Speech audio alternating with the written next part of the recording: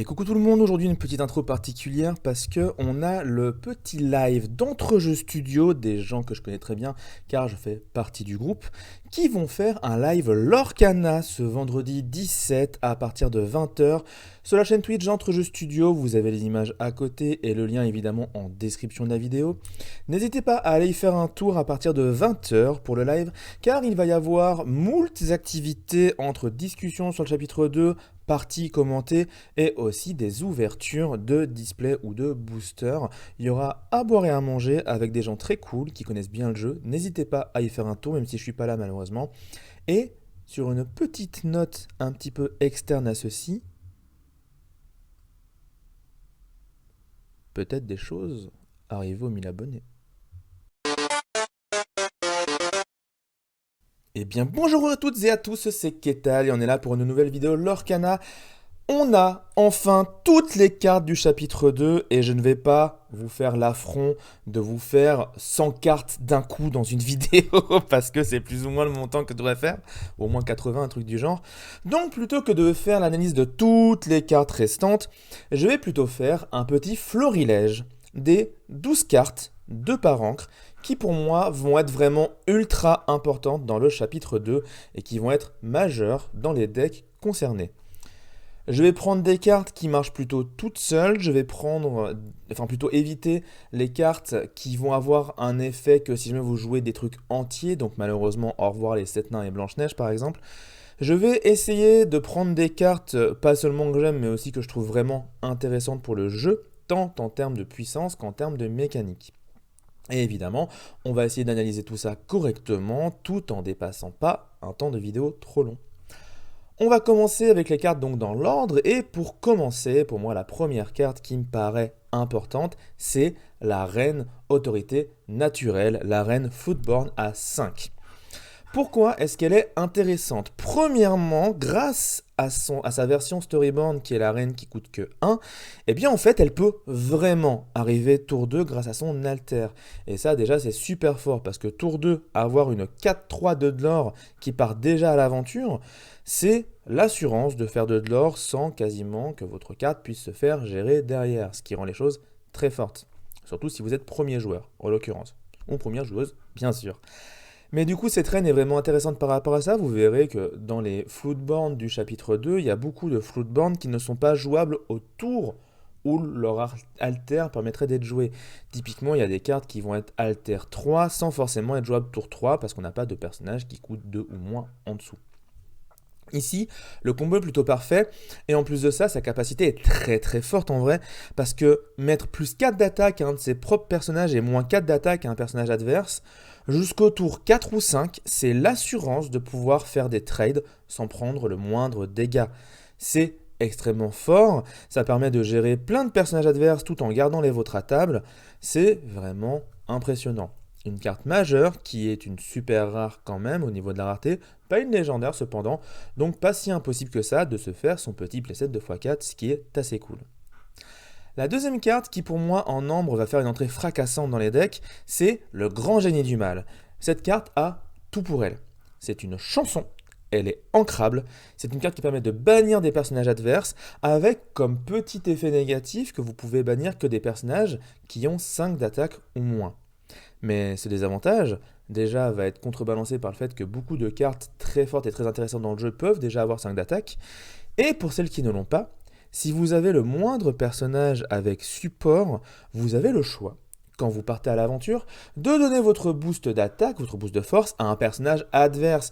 Et donc la condition des 5 d'attaque à avoir est finalement plutôt pas si difficile que ça à accomplir pour peu que vous avez un minimum de personnages support dans votre deck ou de boost d'attaque à placer.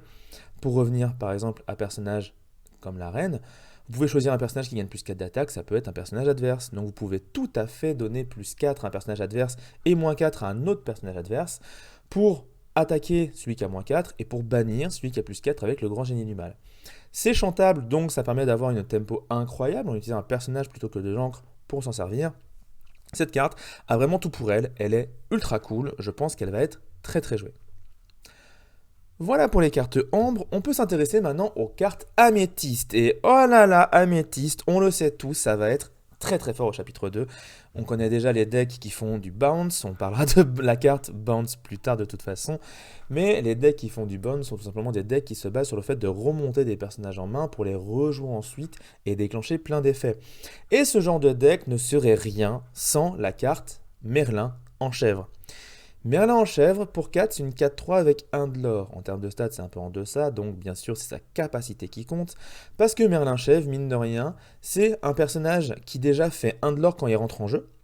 Ce qui est méga important, parce que dans l'Arcana, au chapitre 1, si vous n'aviez aucune carte sur le terrain, aucun personnage et aucune encre, et que vous n'aviez non plus aucune carte en main et que vous commenciez votre tour en piochant une carte, il était impossible de gagner le tour même en étant à 19, si vous n'avez rien sur le terrain, il était impossible de poser une carte, de jouer quelque chose et de dire j'ai gagné. Violet, donc améthyste, écrase ce fait au chapitre 2, avec les 2 cartes dont on va parler justement, qui sont pour moi des cartes très fortes par rapport à ça. Et donc Merlin en chèvre, non seulement gagne 1 de l'or quand vous le jouez, ce qui fait que si vous êtes à 19, vous avez instantanément gagné, l'adversaire ne peut rien faire contre ça. En plus de ça, derrière, il a des stats relativement ok, au moins pour aller se battre si nécessaire, même si on a plutôt préféré le faire partir en quête pour faire son petit point de lance supplémentaire. Et quand il quitterait la zone de jeu, qu'il parte en encre, qu'il soit remonté dans le deck, qu'il remonte dans la main, qu'il soit banni, ce personnage gagne encore 1 de l'or. Donc si vous êtes à 18 et que vous piochez Merlin, vous allez le jouer monter à 19, et là l'adversaire, à moins qu'il ait un moyen de vous voler du lore, vous êtes sûr et certain de gagner. Parce que Merlin partira à l'aventure au prochain tour, ou au pire, à un moment sera banni, vous fera l'or nécessaire supplémentaire. Enfin, sûr et certain de gagner, bien sûr, si l'adversaire ne gagne pas à son tour, bien évidemment. Mais en attendant, ce Merlin est hyper fort parce qu'à lui tout seul, il peut très facilement faire 3 de l'or avec des stats relativement correctes, et il peut faire bien plus si vous commencez à vous amuser à le remonter en main pour le rejouer, etc. Vraiment une excellente carte. Et l'autre carte qui permet de gagner instantanément en étant à 19, c'est le grimoire du sorcier. Vous êtes à 19, vous n'avez rien en main, vous n'avez rien en jeu, vous piochez le grimoire, vous le jouez pour 3, et vu que les objets n'ont pas le problème de devoir sécher, les cartes sont utilisables directement, vous n'avez plus qu'à payer 1 pour faire le point restant. Carte très forte qui permet de faire du lore sans avoir aucune carte sur le terrain, ce qui rend la chose très intéressante. Les decks vont devoir entrer du bannissement ou de la gestion d'objets uniquement pour gérer le grimoire et d'autres cartes objets qu'on va voir plus tard. Mais c'est une carte vraiment super forte. Les decks rouge-violet vont en profiter, mais comme des sagouins. Le fait de pouvoir faire du lore gratos pendant qu'ils gèrent vos personnages, ils n'ont même pas à avoir de personnages sur le terrain, donc ils peuvent se dire, de toute façon, moi je vais garder ma maléfique, pas pour partir à l'aventure, mais juste tout simplement parce que quand ils joueront un personnage, j'aurai de quoi le bannir. J'ai pas besoin de poser des personnages pour gagner la partie, je peux le faire avec mes grimoires. Ça change tout. Ça change vraiment la physionomie du jeu sur plein d'aspects. Carte très très très importante pour chapitre 2. Et même si elle est non ancrable, c'est pas suffisant, ça va vraiment être très fort. Voilà pour l'améthyste, on va passer maintenant à l'émeraude avec la carte favorite de beaucoup de gens déjà et qui rend possible des decks en violet-vert, donc en améthyste émeraude. Rebondir, qui permet de choisir un de ses personnages pour le renvoyer dans sa main afin de renvoyer un personnage adverse dans la main de son propriétaire. Cette carte a en fait normalement un effet négatif parce qu'on pourrait croire que c'est un peu comme N'écoute que moi, sauf qu'on doit remonter un personnage en main. Sauf qu'elle coûte moins cher, c'est certes pas une chanson mais elle coûte moins cher. Non ancrable c'est un défaut, c'est vrai, mais pour des cartes qui coûtent pas cher c'est pas si grave. Et cette carte vous permet tout simplement de remonter un personnage en main qui a des effets quand il quitte le jeu ou des effets quand il remonte en jeu. Remonter même une maléfique à 9 en dragon dans sa main pour remonter un personnage adverse dans sa main, c'est de base très fort. Mais si jamais vous combinez ça avec des cartes comme le génie du chapitre 1 qui est toujours très fort, si vous combinez ça avec Bucky, par exemple, petite combo rigolote, si vous remontez un personnage Floodborn dans votre main pour remonter un personnage adverse et que l'adversaire n'a pas de carte en main, si vous rejouez votre Floodborn juste derrière, grâce à Bucky s'il est en jeu, l'adversaire va défausser une carte et donc doit défausser le Floodborn que vous venez de lui remonter en main. Vous venez de redéclencher votre effet potentiellement du personnage Floodborn s'il avait un effet d'entrée de jeu, tout en bannissant, entre guillemets, au final, la carte adverse. Il y a des choses très sympas à faire avec rebondir. J'hésitais avec Bibidi Bobidi Boop, et je l'ai bien dit du premier coup, je suis très fier de moi, mais je trouve vraiment que rebondir offre beaucoup plus de perspectives dans le jeu. Et l'autre carte qui va être très importante, qui est aussi une carte non ancrable, et attention, en émeraude, la difficulté au chapitre 2, ça va vraiment être de faire attention aux cartes non ancrables parce qu'il y en a beaucoup. Mais Belle Archère dissimulée est évidemment une carte incontournable due au fait qu'elle peut complètement flinguer la partie d'un adversaire. Si vous arrivez à la jouer tôt via son alter ou alors à la jouer tôt via des cartes comme Just in Time par exemple, vous allez pouvoir, dès le tour 3, avoir une 3-3 avec 3 de l'or. Et donc au tour 4, normalement, parce que la belle qui peut jouer le moins cher coûte 3, tout ça, bref, il y a des choses à faire, mais ça coûte un peu des sous quand même. Si vous jouez donc votre belle de cette manière-là, au tour 4, vous allez faire 3 de l'or et mettre un dilemme à l'adversaire. Parce qu'il va devoir soit défier votre belle et du coup perdre toute sa main, ce qui veut quasiment dire un game over dans beaucoup de situations en fait, soit vous laissez refaire 3 de l'or derrière, ce qui commence à faire beaucoup, même pour une carte non ancrable à 5. Donc c'est une carte très fort belle. Bien évidemment, elle n'a que 3 de vie, et bien évidemment, elle est très facilement bannissable avec des dégâts directs. Et c'est justement pour des cartes comme Belle, ou alors aussi potentiellement Arthur en améthyste, on parlait de Merlin, tout ça tout à l'heure, ça rentre très bien avec, que Fracasser en acier va revenir en x4 dans tous les decks acier, tellement il y a de personnages insaisissables ou de personnages juste à 3 points de vie qui sont importants à gérer le tour où ils arrivent en jeu pour éviter que ça dégénère. Et donc par rapport à toutes ces cartes-là, toutes ces choses-là, Belle est très importante et très intéressante dans beaucoup de decks émeraude. Au niveau des cartes rubis, c'est un peu différent. On a des cartes très intéressantes, mais ce ne sont pas forcément les cartes les plus convoitées, les plus recherchées.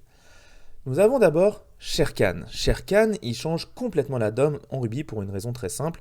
Il vous permet de générer du lore en partant défier des personnages adverses.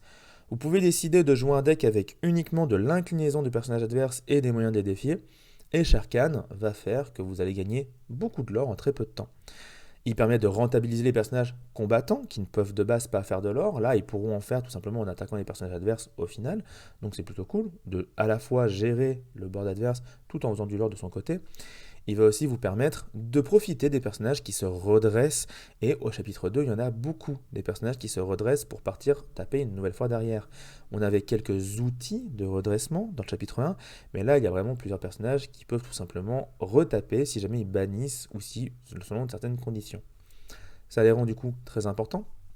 Et Shere-Khan permet de faire des decks très différents de ce qui se faisait avant à ce niveau-là. J'ai hâte de voir ce que Ruby va faire de Shere-Khan, car il y a vraiment pour moi des choses à faire. Rouge-violet, donc Ruby Améthyste va rester un deck très fort au chapitre 2, mais on va enfin commencer à avoir des decks Ruby très efficaces avec d'autres couleurs. Ça se faisait un peu au chapitre 1 avec Ruby Ambre, mais là, il va y avoir vraiment plein de choses à faire dans tous les sens. Et la deuxième carte qui rend justement Ruby jouable avec n'importe quelle couleur, quel que soit le deck, c'est la clochette du dîner. Certes, c'est 4 non ancrables, c'est un coût pas négligeable. Certes, ça coûte 2 pour l'activer, mais le fait d'avoir de la pioche en rouge, qui est une couleur qui manque cruellement de pioche, je crois que c'est quasiment la seule carte qui permet de piocher en rubis, eh bien ça change tout. On choisit un de ces personnages blessés et on pioche une carte pour chaque jeton dommage sur lui.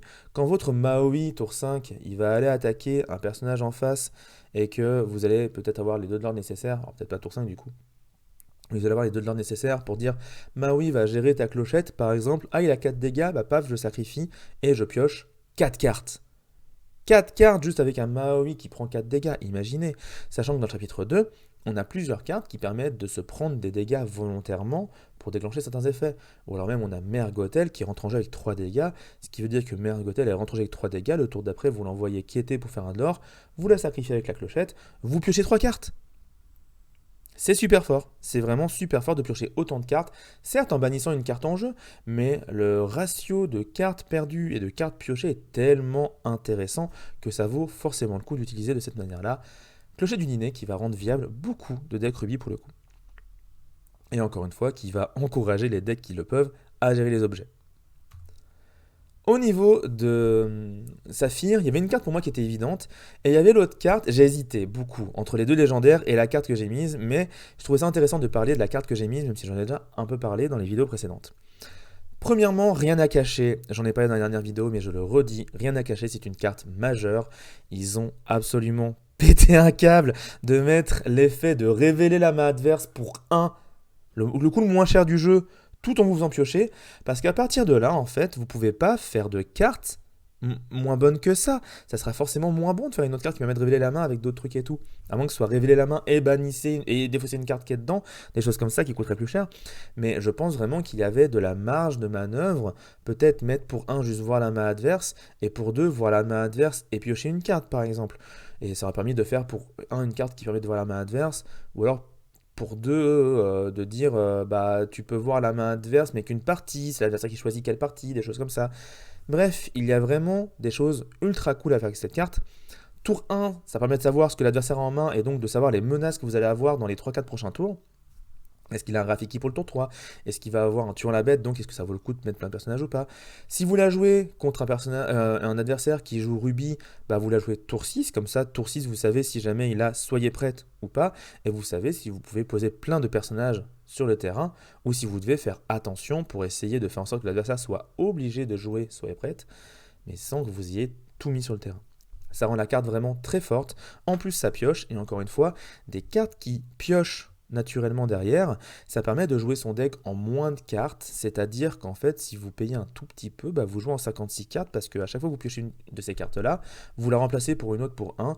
Donc ça vous permet deux choses. Premièrement, d'être sûr de tomber sur les cartes importantes de votre deck, et deuxièmement, si vous avez une carte maîtresse absolument indispensable, vous avez aussi plus de chances de la jouer. De manière générale, vous avez un deck avec un but précis, et dans l'Orcana, bah, il se peut qu'il y ait des parties qui soient très différentes parce que vous touchez certaines cartes et pas d'autres. Avec ce genre de cartes-là, vous augmentez drastiquement vos chances de toucher au moins un exemplaire de toutes les cartes de votre deck et donc que votre deck puisse fonctionner correctement. La deuxième carte en saphir, pour moi, c'est une carte qui va être, mine de rien, assez importante. Je vais expliquer pourquoi. Cruella d'Enfer, collection croisière, qui va aussi avoir un petit peu un homonyme en acier avec un nouveau Jafar à 2 qui a exactement les mêmes stats et la même capacité. Ce sont des cartes importantes, pourquoi? Premièrement, pour 2, ce sont des 3-2, ce qui veut dire qu'avec des cartes qui coûtent 2, vous pouvez gérer à peu près n'importe quelle carte du tour 1, 2 ou 3, à part de rares exceptions qui ont 4 de vie. C'est déjà assez important. Mais en addition, celles-là ont un effet assez fort, c'est qu'elles ont insaisissable pendant votre tour. Ce qui veut dire que si votre adversaire continue à jouer des Pascal du chapitre 1, bah vous pouvez les gérer, mais très facilement, parce que vous avez un insaisissable vous-même. Si l'adversaire veut jouer des insaisissables de son côté, essayer de faire un deck insaisissable en rubis avec toutes les nouvelles cartes qui ont 3 de vie et 2 de l'or, eh bien vous pouvez les gérer facilement. Si jamais l'adversaire veut essayer de jouer des insaisissables en émeraude, comme le nouveau Ray qui a 3 de l'or et insaisissable et 3 de vie, ou des cartes qui existaient dans le chapitre 1 avec 3 de vie, eh bien vous pouvez encore une fois les gérer très facilement. Il n'y a que le génie, ou alors des choses comme Mickey, ou peut-être Madame Mime Dragon, etc., qui sont plus compliquées à aller chercher. Mais avoir une carte aussi peu chère qui gère autant de menaces à la fois dans le jeu, c'est vraiment super important. Je pense que ces cartes pour 2 vont être extrêmement jouées, d'autant plus qu'elles ont de très bons alters derrière. Et ça, c'est vraiment fort. Ça les rend d'autant plus importantes. Du côté de l'acier, pour finir, je ne pouvais pas ne pas parler de Tiana.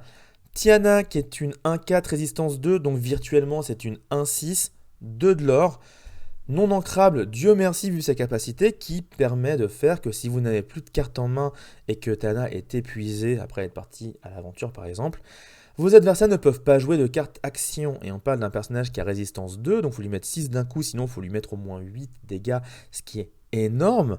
Les personnages qui tapent K2 ne font rien du tout sur Tiana. Si vous avez un peu de chance, c'est parfait. Si vous avez du rempart, c'est encore mieux. Si vous avez la bête de 8 qui prend tous les dégâts, c'est idéal.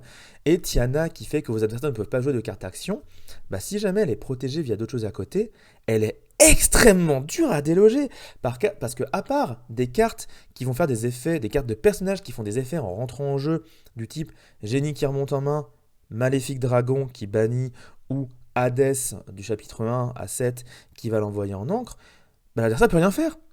Si vous avez des moyens de la protéger au niveau des dégâts, l'adversaire ne peut rien faire pour la gérer.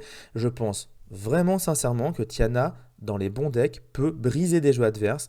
Je pense que Tiana, face à Rouge-Violet, c'est une carte incroyable, surtout si vous avez des moyens de piocher un peu mais pas trop pour toujours avoir la main vide en fin de tour. Attention quand même aux cartes qui permettent de faire piocher l'adversaire, sait-on jamais. Mais voilà, il y a vraiment énormément de choses à faire avec Tiana, je pense. Et je rêve, évidemment, je rêve de peinture, je rêve de decks un peu rigolo et un peu fun. Mais je rêve d'un deck où on va jouer Tiana et Mergotel avec plein de choses pour les protéger. Comme ça, l'adversaire ne peut pas les gérer avec des cartes actions. Si vous avez du rempart, etc., c'est dur de les attaquer. Et l'adversaire ne peut pas partir faire du lore au cas où il est joué rush. Et du coup, il se retrouve complètement bloqué. C'est vraiment le genre de deck que j'ai envie d'essayer de monter pour le fun. Alors l'adversaire, lui, risque de pas en avoir si le deck il tourne bien, mais il y a peut-être des choses à faire à ce niveau-là. Et l'autre carte, Acier. J'ai beaucoup hésité aussi à mettre Robin des Bois, qui fait un dégât, qui pour moi est une carte vraiment très cool et très importante. Mais je pense, sans l'avoir vraiment encore testé ou vu jouer, je pense vraiment que la bête Alter 3, bien que son alter va être très peu utilisé, ou alors, par exemple, utilisé sur la bête qui bannit les objets, comme ça, une fois qu'elle a banni un objet, elle va avoir une capacité bien plus forte. Et la bête Héros Tragique, qui est une bête qui est restée bête à tout jamais, déjà au niveau du lore et au niveau de l'art de la carte, je trouve ça incroyable. 3, 5, 2 de l'or sont des bonnes stats, sont des bien meilleures stats que le 4-4 que la bête de base a, surtout sur un personnage qui a la capacité d'avoir plus 4 d'attaque s'il a pris des dégâts. Mais le plus important, c'est pas ça. Le plus important, c'est que si ce personnage n'a pris aucun dégât, si vous n'utilisez pas votre bête ou si vous l'utilisez bien, si vous jouez avec des decks soins aussi potentiellement, au début de vos tours, vous piochez une carte de plus. Et ça change tellement de choses. Les decks gris qui peuvent piocher beaucoup, ce sont des decks très forts. Et là, les decks gris, ils vont plus avoir forcément d'utiliser ce rêve bleu. Ils vont pouvoir jouer cette bête-là à la place et continuer de piocher énormément grâce aux cartes d'autres couleurs, que ce soit du violet, que ce soit du jaune. Et en attendant, l'adversaire, lui, vous n'allez pas remonter sa main à cette carte à chaque fois. Et du coup, vous n'allez pas l'aider en contrepartie. Cette bête est vraiment ultra cool. Je pense vraiment qu'elle peut faire plein de choses trop bien. En plus, elle est ancrable, c'est parfait. Vraiment, carte à surveiller pour le chapitre 2. Donc voilà, comme premier, je fais une vidéo pas trop longue. Bon, j'ai fait plus long que ce que je voulais éviter les 20 minutes, mais au final, on dépasse un peu, c'est pas bien grave. Tout ça pour vous dire qu'il y a vraiment plein de choses à voir. De notre côté, on se retrouve samedi pour la dernière quête analyse du chapitre 1. Et je peux déjà vous dire que pour pour les prochaines quêtes d'analyse, on parlera de chapitre 2, donc il faudra me demander des cartes du chapitre 2.